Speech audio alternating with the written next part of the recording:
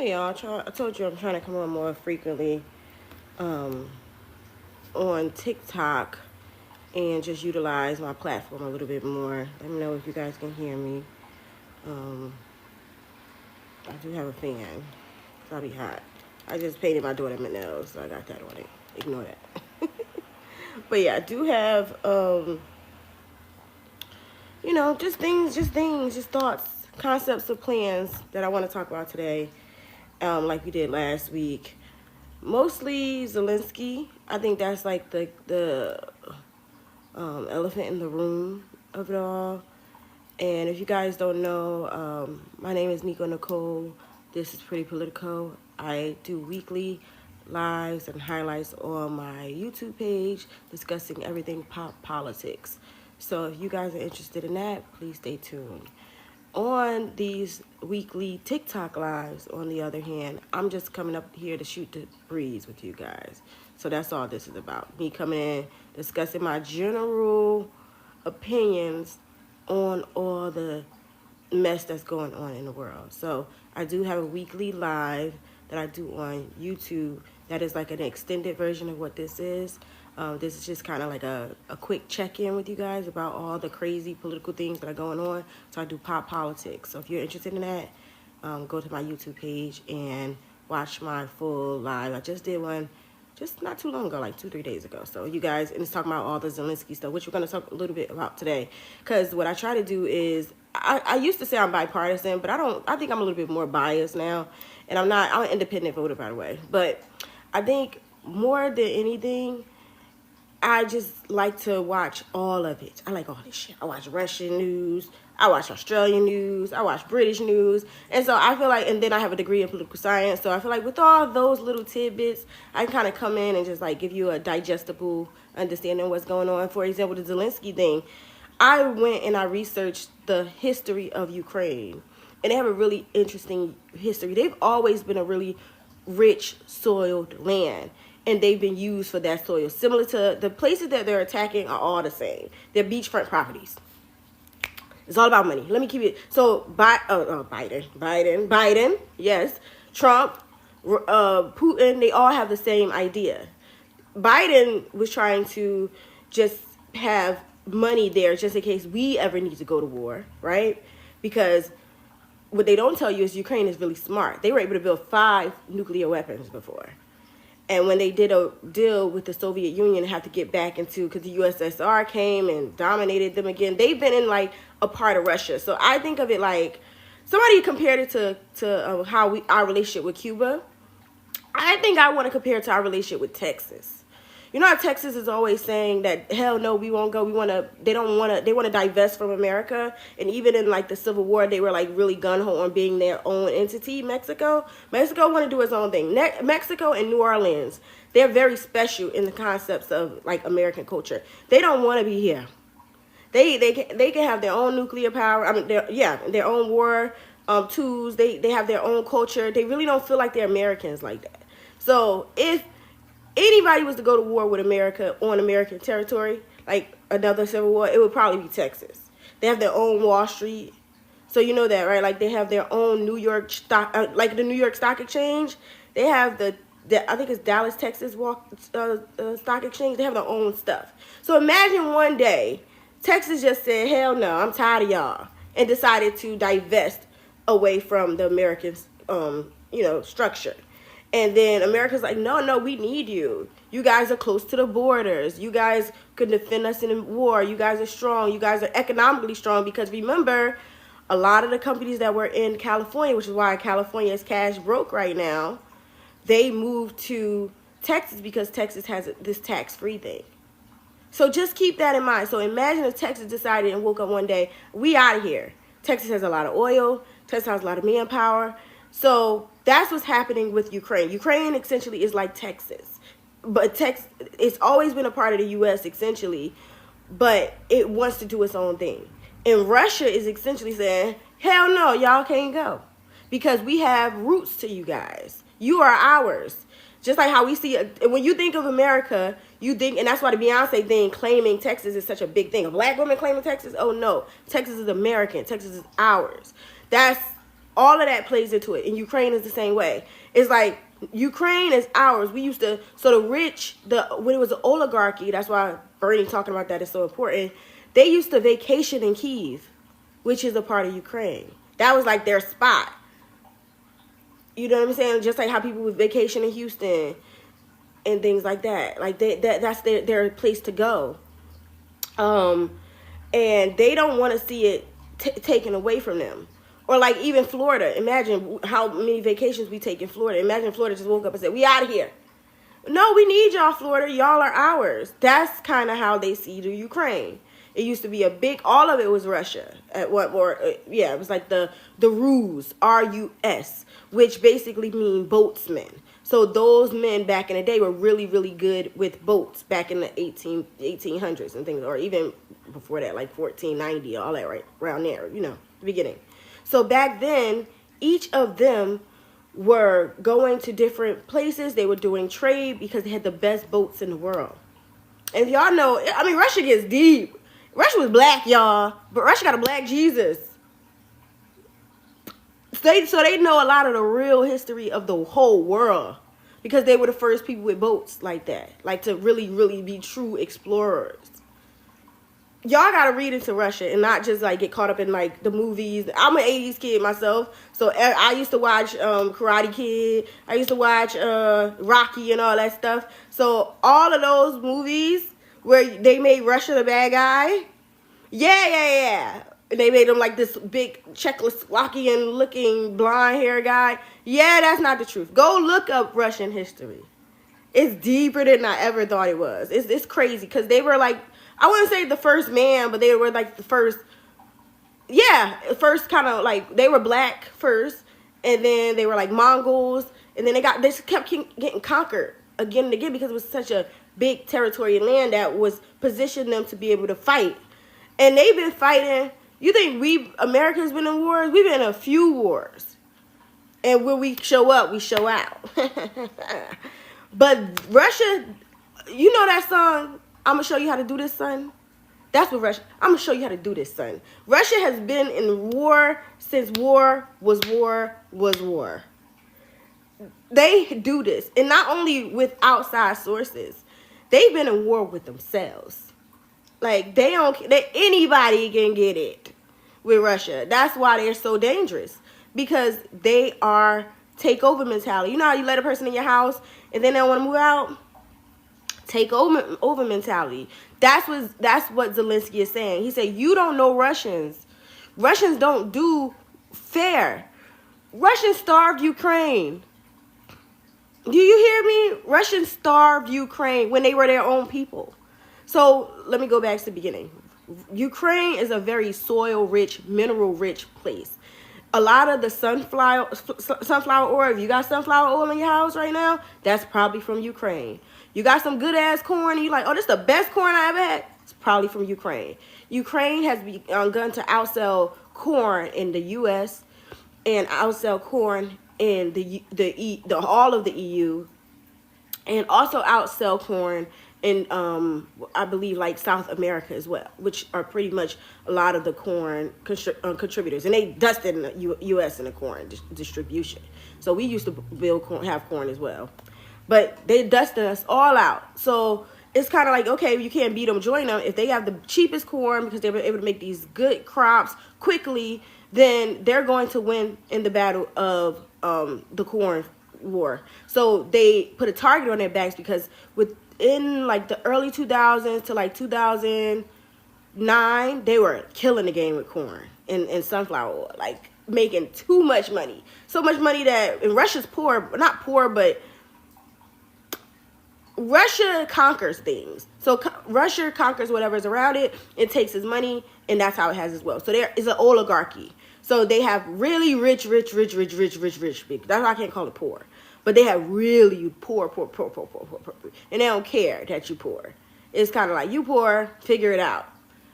You know, your granddaddy wasn't poor. Like, it's like that kind of environment over there in Russia. It's like, yeah, you know, we're strong people. There's no such thing as poor. You're just weak. So that's kind of how they are. But it's like, no, we hungry. And that's how Russians are. Like, come on, we ain't been eating. You need to feed us, supply. They don't believe in all of that. Like, Everybody get the same rations. Y'all all get to eat, and the wealthy get to do what the hell they want to do. That's how it is over there. So when they seen, even though this is like around the time where what happened was Ukraine was conquered by a lot of different people, USSR, they went through a lot of names, the Germans, the Nazis. They were conquered by a lot of different people every single time that they did a treaty deal with somebody. So this is where Zelensky's lack of trust comes from. Because what tends to happen is every time they trust somebody to come on their shore to help them, because they're a little tiny island compared to Russia, that people turn their back on them and then end up supporting Russia, because Russia has the biggest armed troops. So they have a really like fearful movements. Like they don't want to trust anybody that easily. So, and then they've always been against the West on top of that. So they wasn't really rocking with NATO and the UK and all that. That didn't happen until like around 2013, 14 when Putin came in and he just started boom, boom, I'm taking y'all back. And they're like, we got to do something around here. So they're dealing with enemies on both sides. If you think about it from their perspective, the U.S. they don't see as friends like that. Just recent friends. They weren't friends from like way all the way back. They just started being friends with the U.S. Then they just started being friends with NATO. They just started, and that's what made Russia so nervous. So I want to draw like a little map. I wish I could like have a pen and draw you guys a map. Maybe I could pull up a map on here of how Russia looks versus map of Russia, so you guys can get an understanding of how the surrounding is, right? Okay. This one is good, but it's like too close up. Oh, I guess I'm just gonna go to Google Maps. Okay. So this is, can you guys see this? This is Ukraine, right? That's good old Ukraine. This is Moscow. All this stuff, right? Moscow. And these are all this little tiny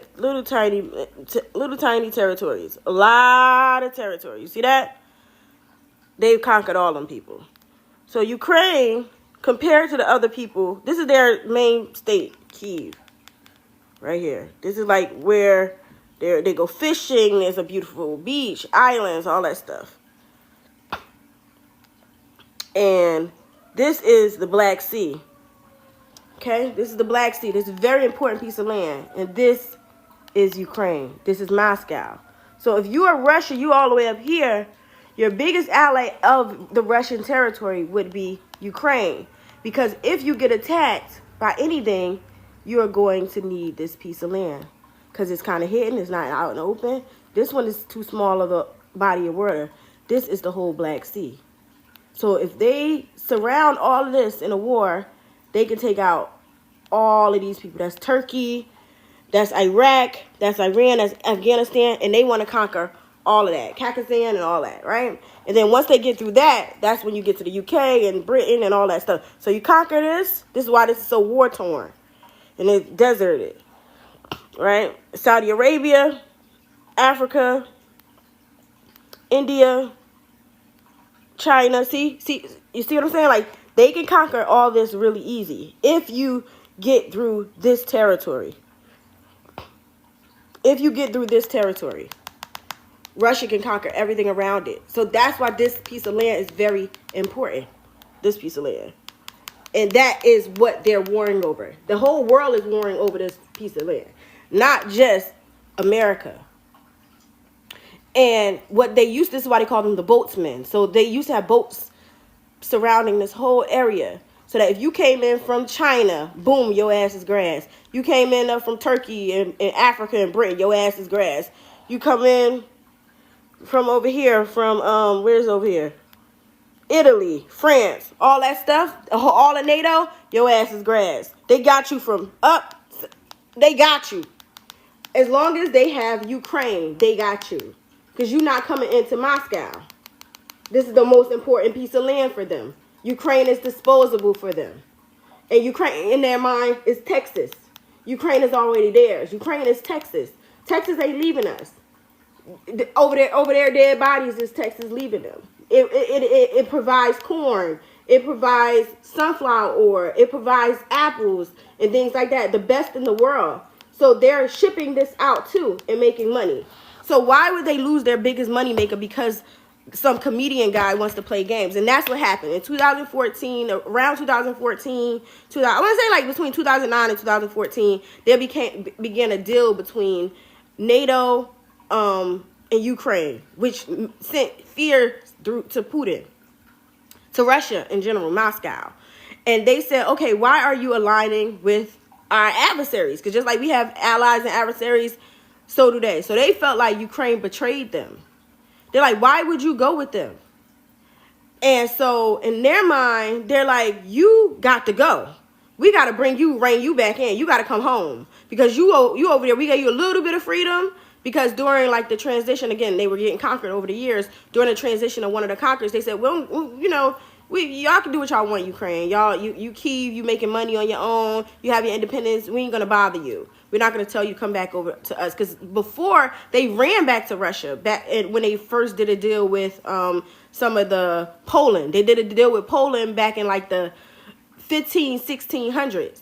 And Poland was over there acting a fool. So they said, oh, hell no, we got to get out of here. So Ukraine fought a war with some of the other territories. I think they called the Tartars and the Ottomans. They fought a war with Poland and aligned back with Russia and went back home. So Russia, in Russian mind, they're like, Ukraine, y'all always all over the place. Y'all always all over the place. Like, where's the allegiance to us? And the reason Ukraine is all over the place because Russia's all over the place. Sometimes they want to conquer them. And I was telling y'all in the beginning, they starved Ukraine before. So after them doing that, they never have a trust for Russia like that no more. So there was a time where, remember I told you Ukraine is really soil rich? Yeah, they are. Russia came in and starved the Ukrainian people of their own nutrients, their own crops. So they would have these people, because obviously they were familiar with the territory, grow the crops on their own land. And then they said, under Stalin said, y'all don't respect us. Y'all want to be independent. We're going to starve you to death. So he starved them people over there in Ukraine. It took their crops. He made the military from Moscow go into Ukraine and take their crops. And when a visitor went, like to see their family, he took all these people, all these deceased people on the streets. You guys can look it up. Google like Stalin era Ukraine starvation epidemic. And he starved his own people in Ukraine. So that's when Ukraine is like, I cannot trust these Russians because they'll do what they want to do. And look how they've treated us. And every time there's been a big war, Ukraine has bit the bullet. So at a certain point, it's like, you know, fool me once, shame on you. Fool me twice, shame on me. I gotta start doing what's best for me, honey. So, you know what I'm saying? Like, when they're like literally in an abusive relationship.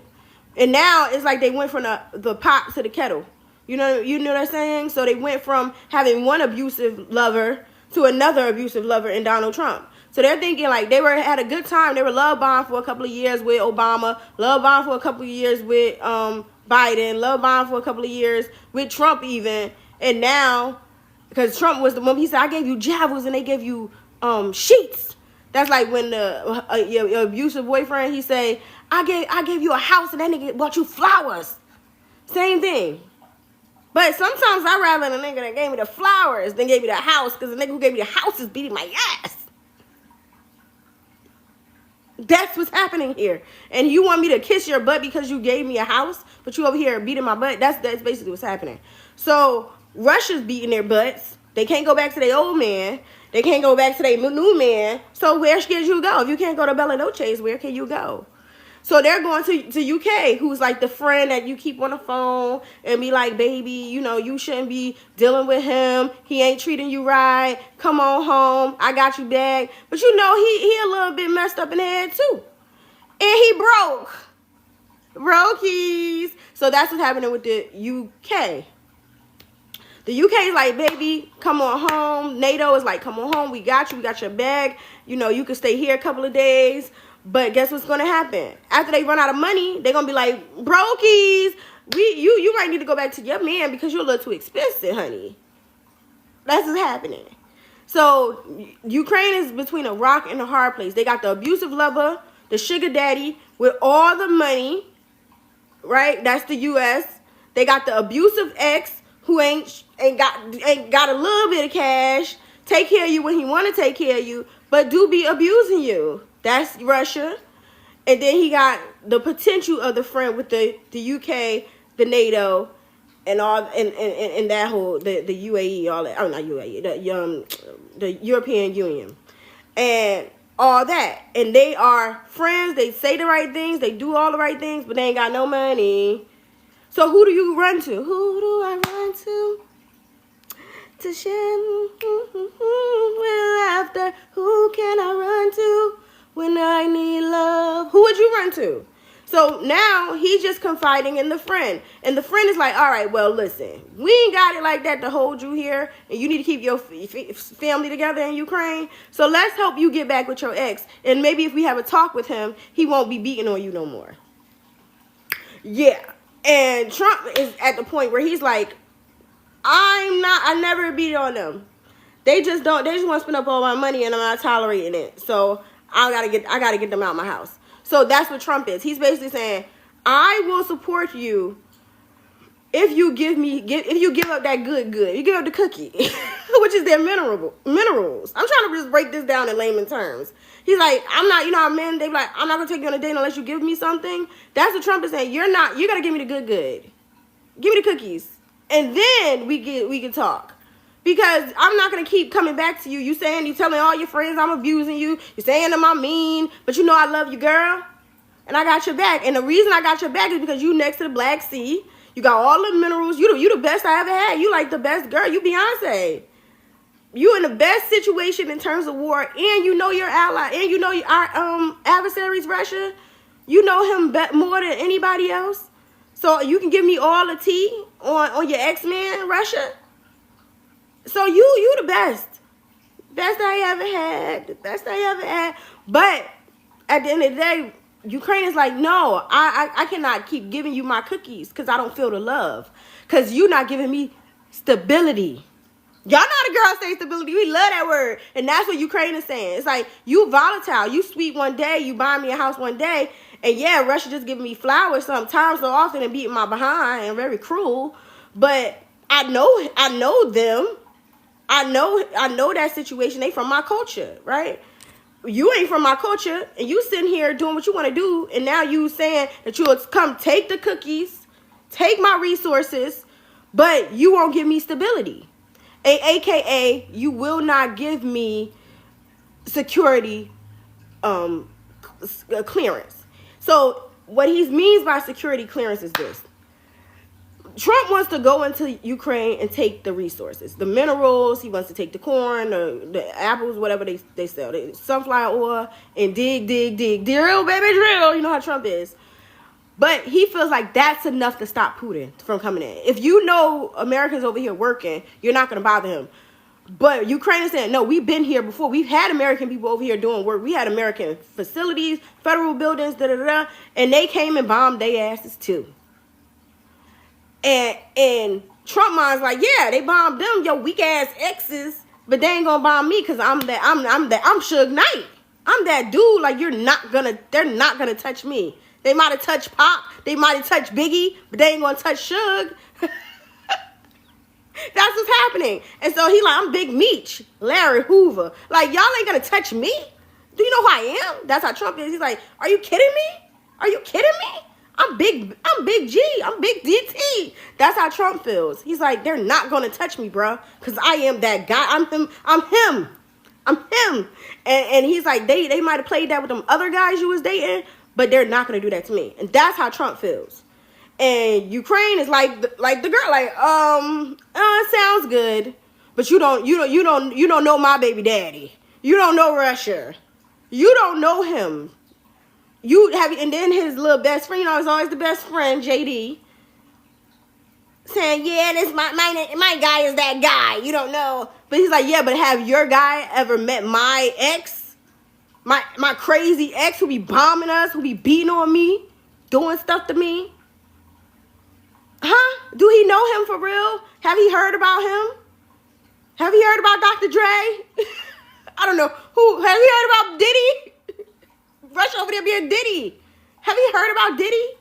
Over here, baby oiling me up.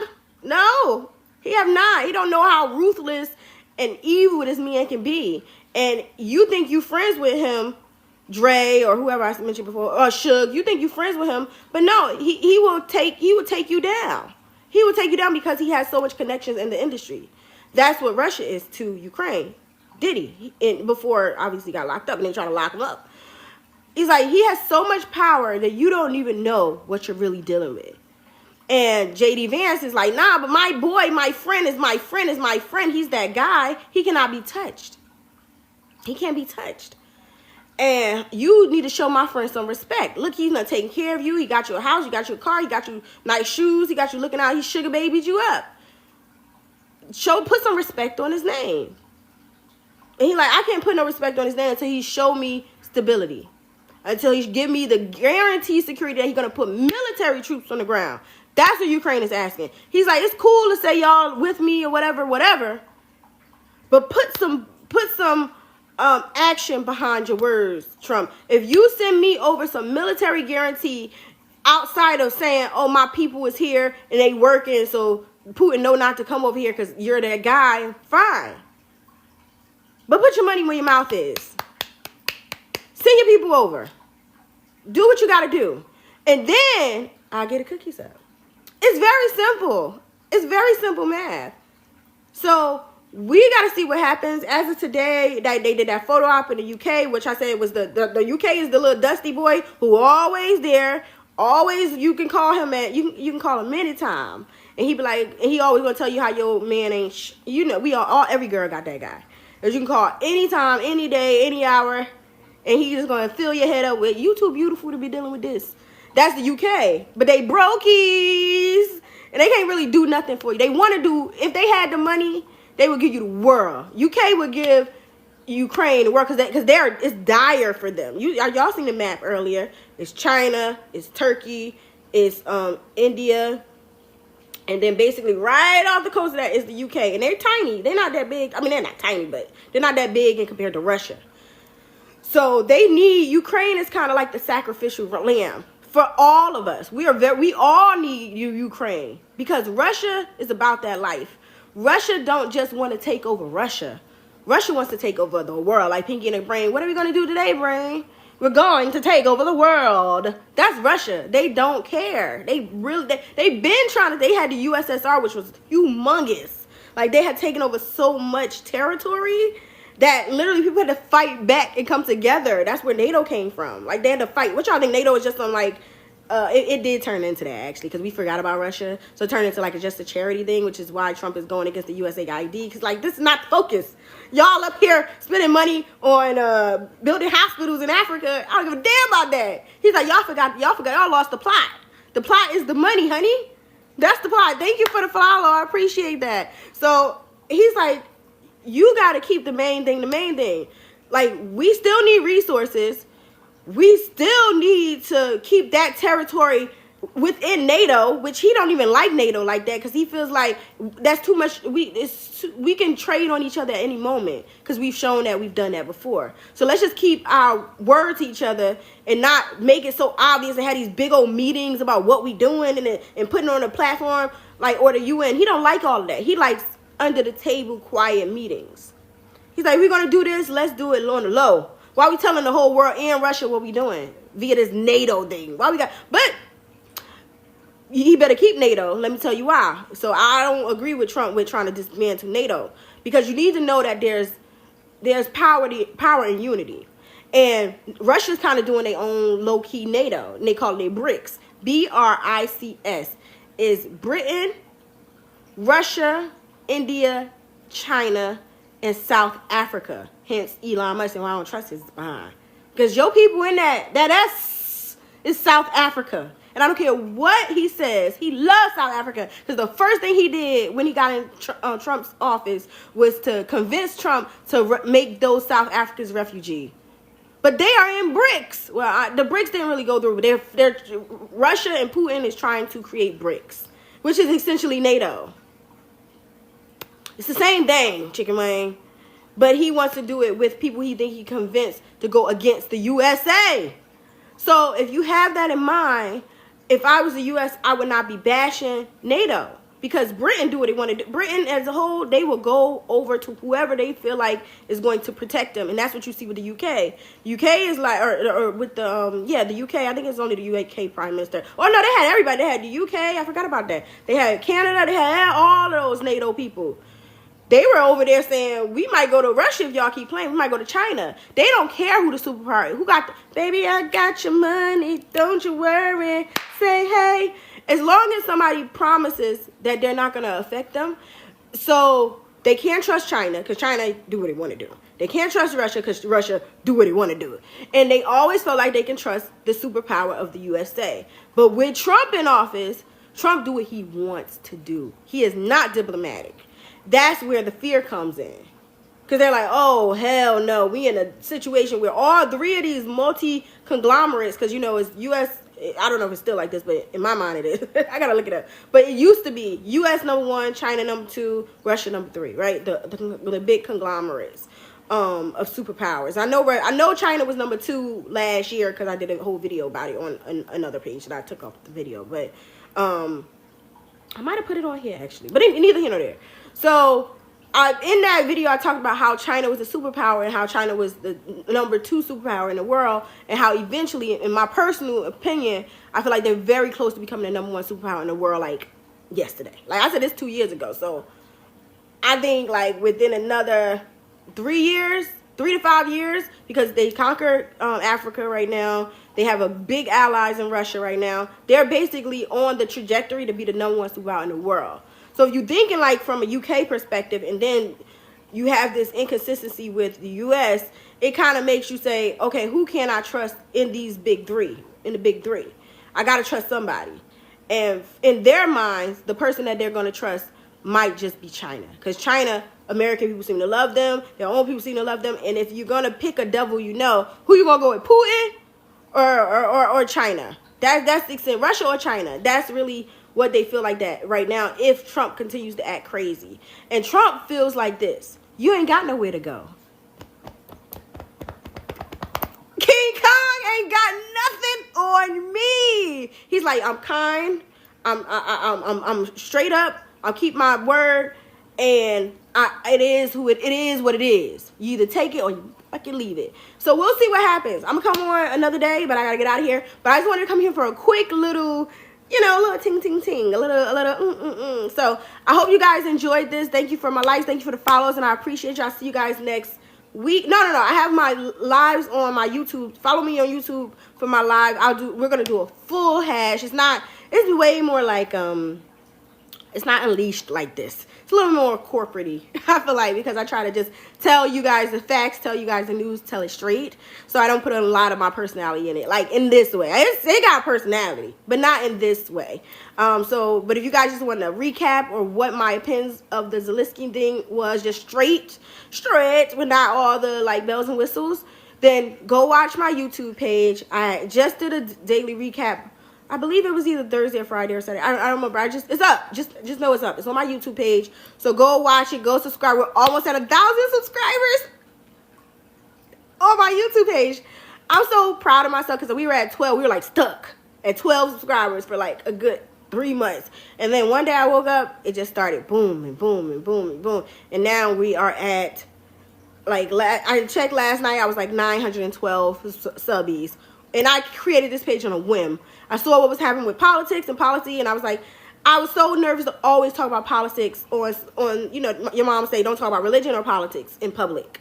So I grew up from that era. You know, these kids now are just like, yap, running their damn mouth. But I didn't grow up like that. My mama say, don't tell nobody what you're voting for, and don't tell nobody who you're praying to. So that's how I grew up. So I never told my business. So this has been a big leap of faith to get on here and tell you guys anything of my opinions related to politics and policy. But I love this shit.